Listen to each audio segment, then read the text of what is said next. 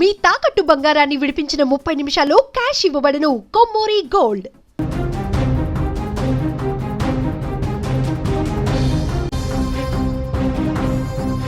Pradeep Rawat alias భిక్షు యాదవ్.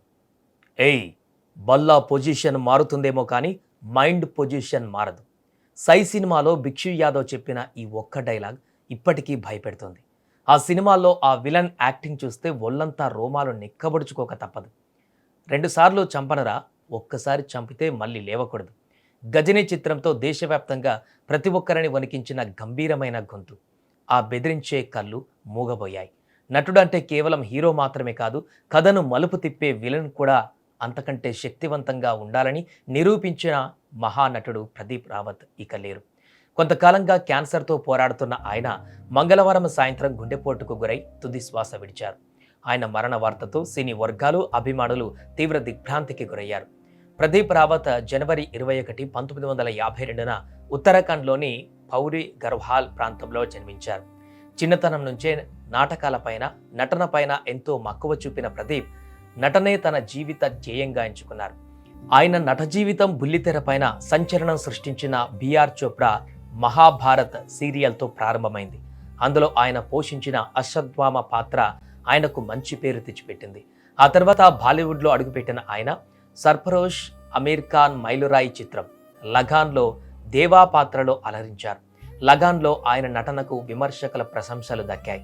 అయితే ఆయన ఉత్తరాఖండ్లో పుట్టి పెరిగిన వృత్తిరీత్యా ముంబైలో స్థిరపడ్డారు. ఆయనకు భార్య కళ్యాణి, కుమారుడు విక్రమాదిత్య ఉన్నారు.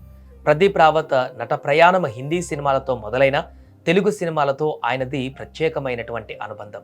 అగ్రదర్శకుడు రాజమౌళి తెరకెక్కించిన సై సినిమాతో పరిచయమై అందులో క్రూరమైన పాత్రలో కనిపించి ప్రేక్షకుల్ని భయపెట్టారు. ఆ సినిమా మొదలు వరుసగా తెలుగులో అవకాశాల్ని దక్కించుకున్నారు. 4 దశాబ్దాలకు పైగా కొనసాగిన ఆయన సినీ ప్రయాణంలో తమిళం, కన్నడం, మలయాళం, ఒరియా, ఆంగ్లం, మరాఠీ, భోజ్పూర్ తదితర భాషలలో నటించి విశేషమైనటువంటి గుర్తింపును తెచ్చుకున్నారు. ఎన్ని భాషలలో నటించినా తెలుగు ప్రేక్షకుల అభిమానంతోనే ఈ స్థాయికి చేరుకున్నా అని చెప్పేవారు.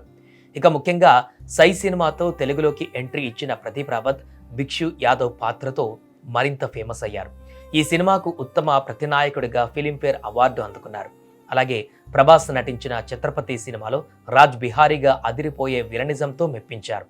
ఇక తెలుగులో భద్ర, దేశముద్రు, స్టాలిన్, నేను శైలజ, ఓయ్ సినిమాలతో స్టార్ ఇమేజ్ సంపాదించుకున్నారు. తెలుగులో చివరగా గాయపడ్డ సింహంలో నటించారు. తన సుదీర్ఘ సినీ కెరీర్లో కేవలం హిందీకే పరిమితం కాకుండా తెలుగు, తమిళ, కన్నడ, మలయాళం, బెంగాలీ, భోజ్పూర్, నేపాలీ పలు భాషలలో ఎన్నో వైవిధ్యమైనటువంటి పాత్రలు పోషించి బహుభాషా నటుడిగా గుర్తింపు సంపాదించుకున్నారు. ఎక్కువగా ప్రతినాయక పాత్రలో నటించిన ప్రదీప్ రావత్ వ్యక్తిగతంగా మాత్రం ఎంతో సౌమ్యుడనే పేరుంది. ఆయన హఠాన్మరణంతో సినీ వర్గాలు విషాదంలో మునిగిపోయాయి.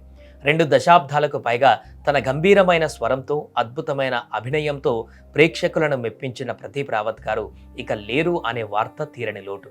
కానీ ఆయన పోషించిన భిక్షు యాదవ్, గజిని, ప్రసంగి వంటి పాత్రలు భారతీయ సినిమా చరిత్రలో ఎప్పటికీ అమరంగానే నిలిచి ఉంటాయి.